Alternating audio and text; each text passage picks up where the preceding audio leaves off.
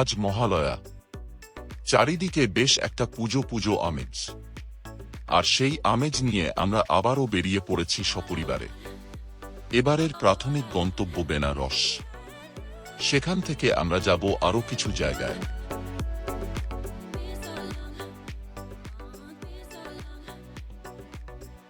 হাওড়া থেকে বেনারস যাওয়ার সবথেকে ভালো উপায় ছিল ট্রেন ধরে যাওয়া, কিন্তু টিকিট জুটল না, তাই বাধ্য হয়েই আকাশপথে।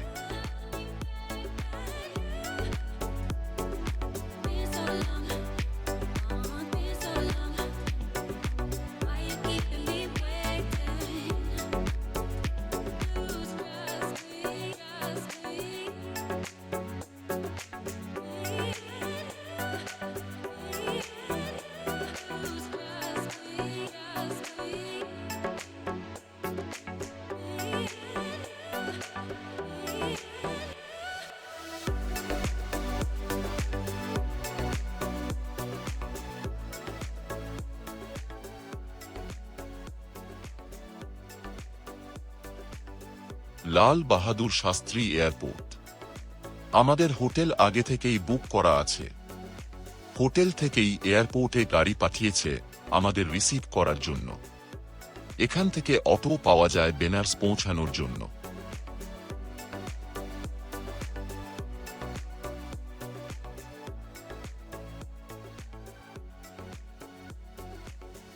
বেনারস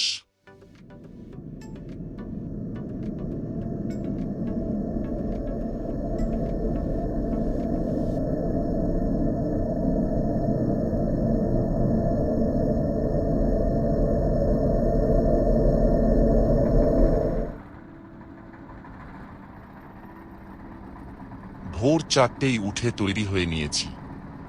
এখন 4:30 বাজে। গোধুলিয়ার রাস্তা ধরে হেঁটে চলেছি গঙ্গার দিকে। নৌকা ভাড়া করা আছে। মাঝি এসেছে হোটেল থেকে আমাদের নিয়ে যেতে। নৌকায় চেপে আমরা যাব অসি ঘাটে। সেখানে সূর্যোদয়ের আগেই গঙ্গা আরতির মাধ্যমে শুরু হয় বেনারসের দিন। দশাশ্বমেধ ঘাটের পাশেই যেখানে আমাদের নৌকা লাগানো আছে, সেখানে এখনো নিকষ অন্ধকার। মোবাইলের আলোতে পথ দেখে কোনো রকমে উঠছি। লাইফ জ্যাকেট পরা বাধ্যতামূলক।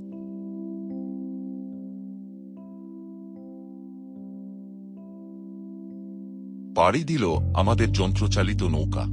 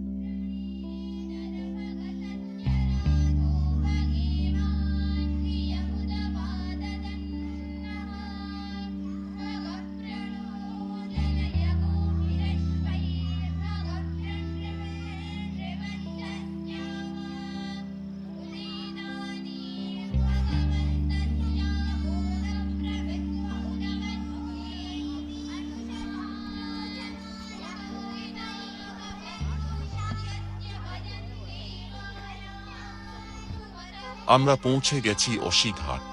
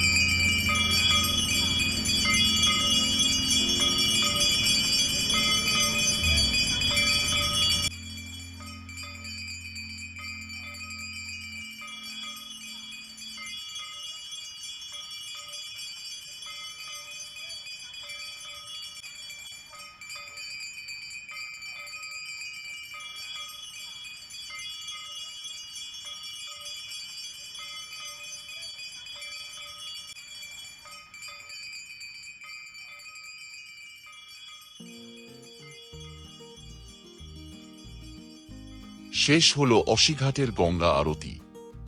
এরপর প্রতিদিন এখানে শাস্ত্রীয় সঙ্গীত আর যন্ত্রসঙ্গীত পরিবেশন করেন বেনারস ঘরানার শিল্পীরা।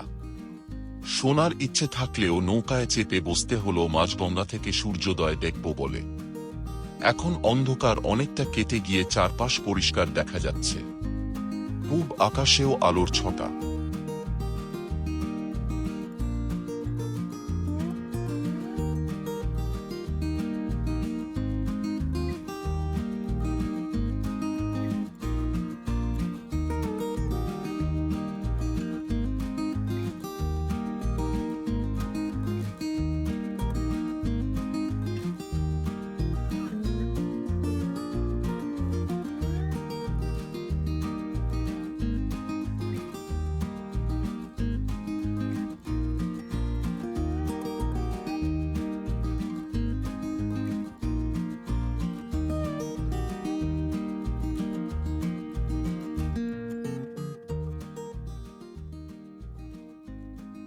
উঠে পড়ল সূর্য।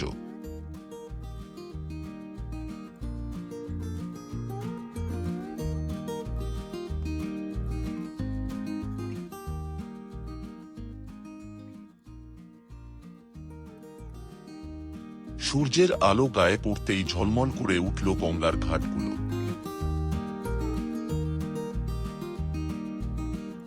কাশী, বেনারস, বারাণসী, অনেক নাম এই শহরের। এমন শহর সারা পৃথিবীতে খুব কমই আছে যেখানে কয়েক হাজার বছর ধরে একটানা জনবসতি চলে আসছে।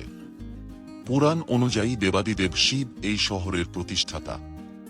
মহাভারতেও বারবার কাশীর উল্লেখ আছে। ভীম আর দুর্যোধনের স্ত্রীরাও ছিলেন কাশীর রাজকন্যা। পাণ্ডবরাও কুরুক্ষেত্রর যুদ্ধ জয়ের পর ব্রহ্মহত্যার পাপ স্খলনের জন্য কাশী এসেছিলেন শিবের আরাধনা করতে। বুদ্ধদেব বোধি লাভের পর প্রথম তার উপদেশ আর শিষ্যত্ব দান করেন কাশীর পাশেই সারনাথে। তুলসীদাস, কবির আর রবিদাসের কর্মভূমিও এই কাশী।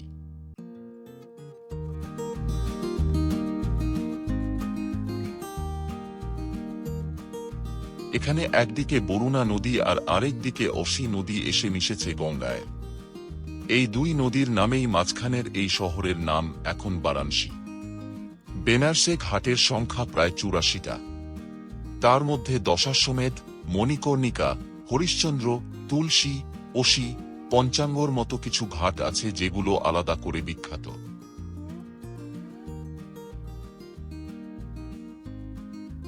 বেনারসে ঘুরতে এসে এখানকার ঘাটে ঘাটে যতই ঘুরুন না কেন, এভাবে মাঝ গঙ্গা থেকে ঘাটগুলোকে দেখার মজাই আলাদা। এখানে এলে আর যাই মিস করুন, বোটিংয়ের এই সুযোগটা কিছুতেই মিস করবেন না।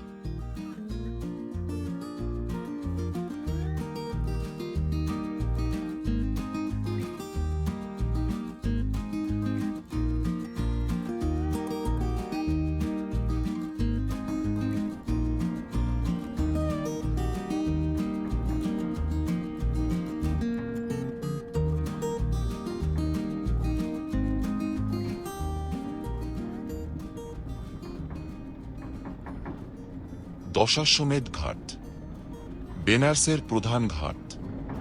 কেউ বলেন স্বয়ং ব্রহ্মা এই ঘাটে মহাদেবকে স্বাগত জানিয়েছিলেন, কেউ বলেন ব্রহ্মা এখানে 10টি অশ্বমেধ যজ্ঞ করেছিলেন।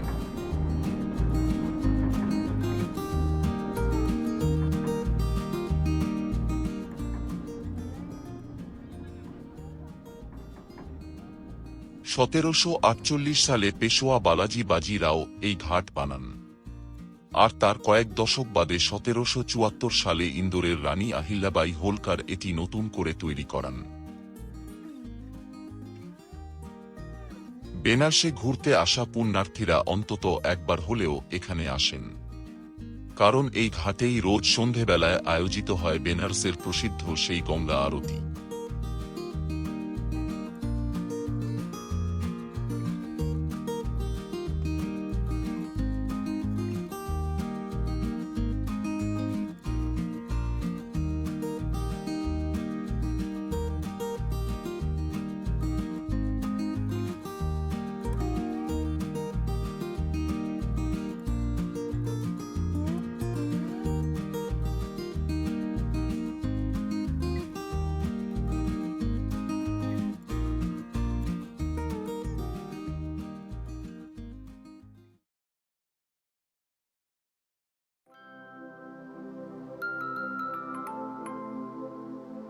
আবার সেই গোধুলিয়ার রাস্তা ধরে ফেরা।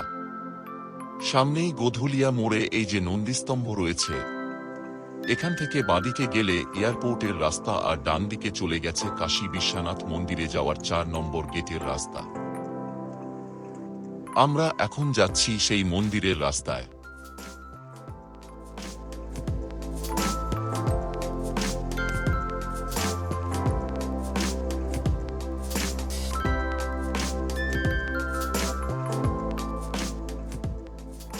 এই সেই 4 নম্বর গেট।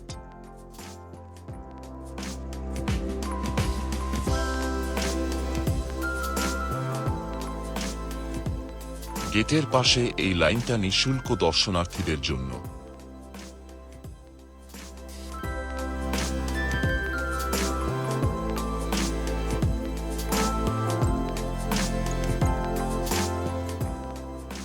আরেকটু এগোলেই ডানদিকে মন্দিরের হেলথ সেন্টার।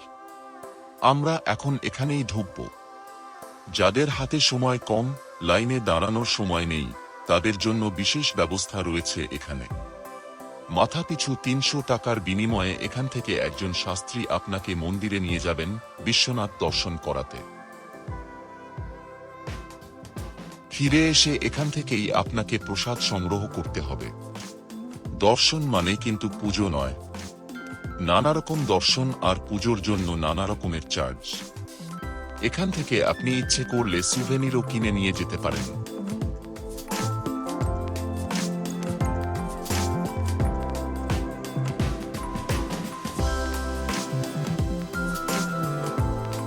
কাশী বিশ্বনাথ মন্দিরে ছবি তোলা নিষেধ।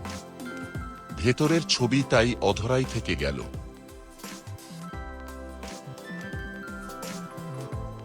এখানে একটা কথা চালু আছে, কাশী বিশ্বনাথ দর্শনের পুণ্য কিছুতেই সম্পূর্ণ হবে না যদি আপনি কাশীর কালভৈরবকে দর্শন না করেন। আমরাও এখন তাই যাচ্ছি কালভৈরব দর্শনে।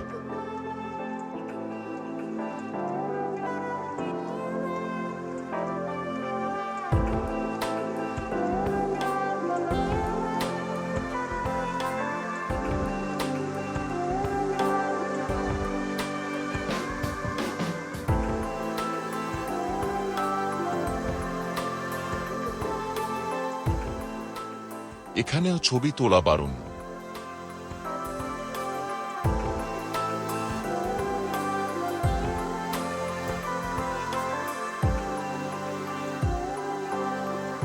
কালভৈরব দর্শন শেষ, এবার ফেরার পালা।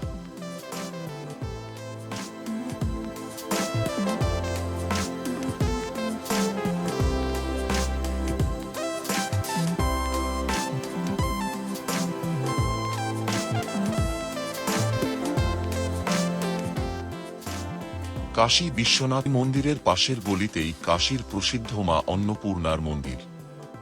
এখানেও ছবি তোলা নিষেধ।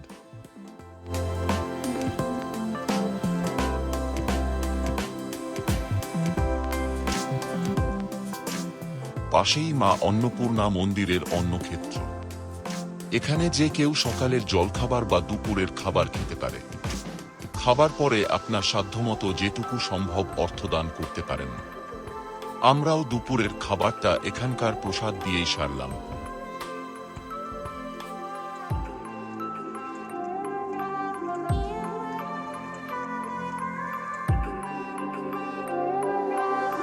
কয়েক হাজার বছরের পুরনো এই শহরের সঙ্গে জড়িয়ে আছে পুরাণ, জড়িয়ে আছে ইতিহাস। লক্ষ লক্ষ মানুষ বেনারসে আসেন সেই পুরাণ আর ইতিহাসের টানে। এখানকার গঙ্গার ঘাট, অজস্র মন্দির, বেনারসের বিখ্যাত গলি আর স্থাপত্য, এখানকার বিশেষ বিশেষ কিছু খাবার, সব মিলিয়ে বেনারসের কি এক অমোঘ আকর্ষণ টেনে আনে দেশি বিদেশি পর্যটকদের। কিন্তু সবকিছু দেখার পরেও যেটা না দেখলে অসম্পূর্ণ থেকে যায় বেনারস দেখা, অসম্পূর্ণ থেকে যায় আমাদের জীবনবোধ। আমরা এখন সেখানেই যাচ্ছি।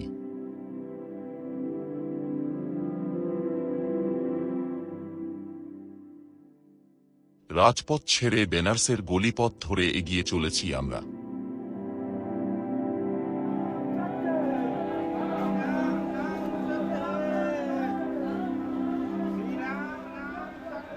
এতক্ষণে নিশ্চয় বুঝে গেছেন কোথায় যাচ্ছি আমরা।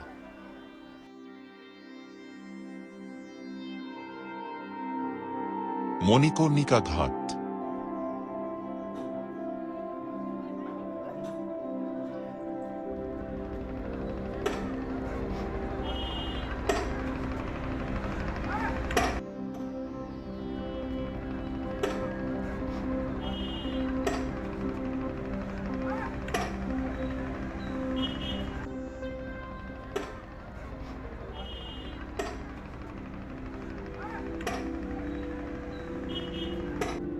এই মহাশ্মশানে চিতার আগুন কখনো নেভে না।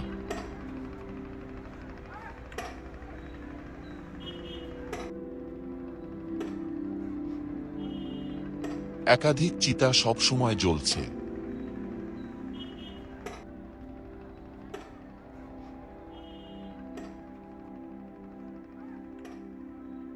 বলা হয় এখানে দাহ করলে স্বয়ং মহাদেব এসে মৃত ব্যক্তির কানে তারক মন্ত্র দান করেন, স্বর্গপ্রাপ্তি হয় তার। আর এই মহাশ্মশানের গায়েই স্বর্গের সিঁড়ির মতো উঠে গিয়েছে কাশী বিশ্বনাথ মন্দিরের নতুন প্রবেশপথের সিঁড়ি।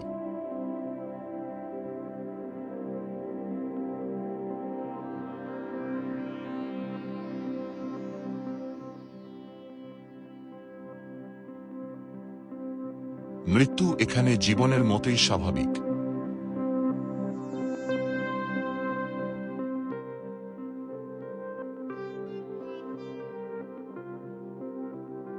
মা গঙ্গার অবিরল ধারার মতো জীবন আর মৃত্যু এখানে হাজারো বছর ধরে পাশাপাশি বয়ে চলেছে।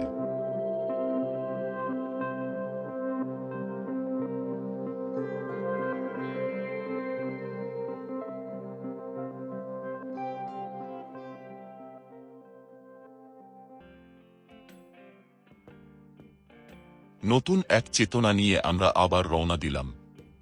এবার আমরা যাব গঙ্গার ওপারে, রামনগর ফোর্টে। কাশীর রাজা বলবন্ত সিং গঙ্গার পূর্ব পারে এই দুর্গটি তৈরি করেন 1750 সালে।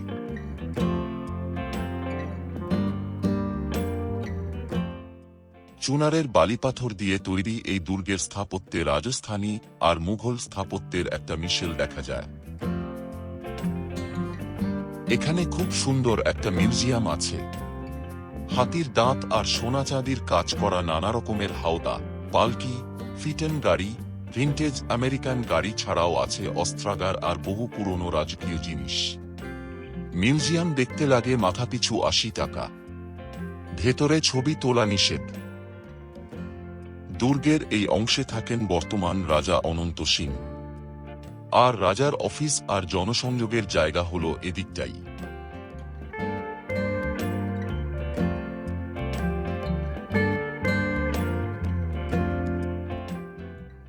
দুর্গের ভিতর দিকের স্থাপত্যের সঙ্গে গঙ্গার দিকের স্থাপত্য অনেকটাই আলাদা।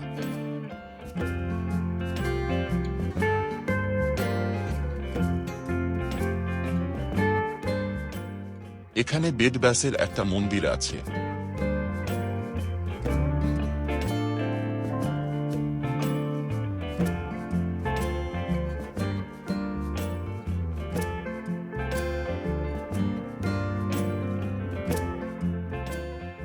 ওপারে তুলসী ঘাট।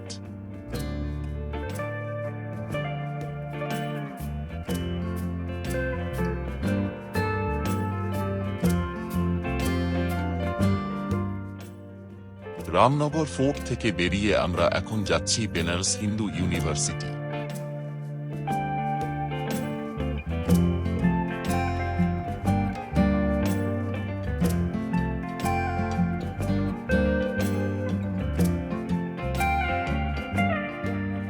এশিয়ার বৃহত্তম এই ইউনিভার্সিটি 1916 সালে প্রতিষ্ঠা করেছিলেন মদন মোহন মালব্য।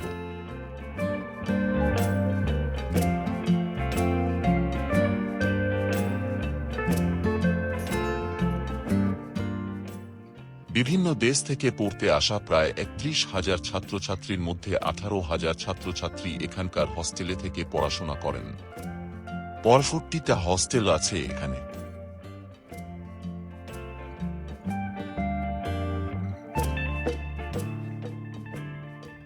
ক্যাম্পাসের অন্যতম আকর্ষণ হল এখানকার বিশ্বনাথ মন্দির। বিশ্বনাথ ছাড়াও আরও অনেক দেবদেবীর মূর্তি আছে এখানে। মূল বিগ্রহের ছবি তোলা বারণ।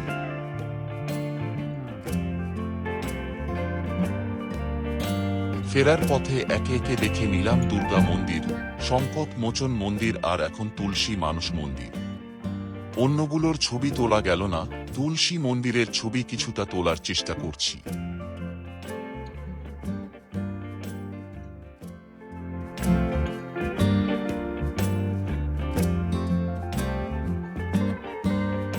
তুলসীদাসের রামচরিতমানসের একটা পর্ব মন্দিরের ভিতর এভাবে পাথরে খোদাই করা আছে।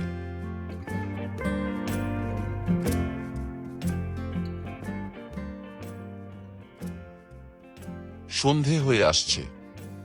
বারাণসীর মূল আকর্ষণ গঙ্গার আরতি শুরু হয়ে যাবে আর কিছুক্ষণের মধ্যেই। সেখানেই যাচ্ছি এখন।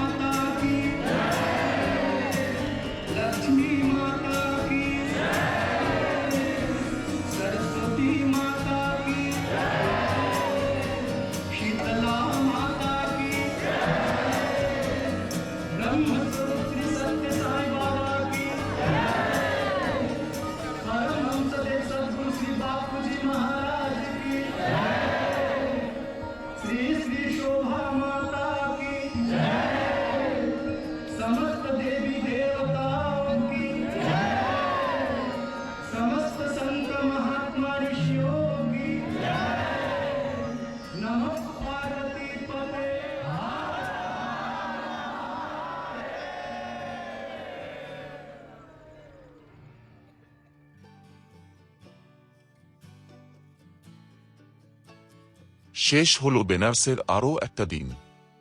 সেই ভোরবেলা অসিঘাটের গঙ্গা আরতি দিয়ে যে দিনের শুরু হয়েছিল তা শেষ হল রাতের গঙ্গা আরতিতে। সারাদিনের ব্যস্ত দশাশ্বমেধ ঘাট এখন প্রায় ফাঁকা। আমরা যেভাবে বেনারসকে দেখানোর চেষ্টা করলাম সেটা এই শহরকে একটা সম্পূর্ণ দিনের কর্মকাণ্ডের ভিত্তিতে সীমায়িত করার চেষ্টা মাত্র। আপনারা কিন্তু নিজের নিজের সময় আর বিচার বুদ্ধি অনুযায়ী বেড়ানোর প্রোগ্রাম সাজিয়ে নেবেন। বেনারসকে ঠিকভাবে দেখতে গেলে ৩-৪ দিন সময় অবশ্যই হাতে নিয়ে আসবেন। যে কোনো জিজ্ঞাসার জন্য কমেন্ট বক্সে পোস্ট করুন। ভিডিওটা ভালো লাগলে অবশ্যই সাবস্ক্রাইব, শেয়ার আর লাইক করুন। এ ধরনের আরও ভিডিও নিয়ে ফিরে আসব খুব তাড়াতাড়ি। তাই পরের ভিডিওর অ্যালার্ট পাওয়ার জন্য বেল আইকনে ক্লিক করে রাখুন।